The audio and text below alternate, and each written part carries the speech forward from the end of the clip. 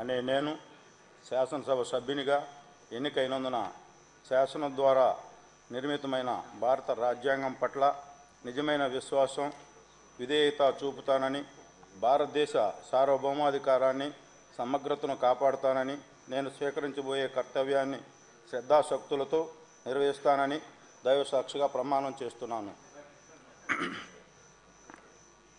ఆంధ్రప్రదేశ్ శాసనసభ సభ్యుడినైన ఇంటూరు నాగేశ్వరరావు అనే నేను సభా నియమాలకు కట్టుబడి ఉంటానని, వాటిని అనుసరిస్తానని, సభా మర్యాదలను పాటిస్తానని, సాంప్రదాయాలను గౌరవిస్తానని దైవసాక్షిగా ప్రమాణం చేస్తున్నాను. శ్రీ నాని పులివర్తి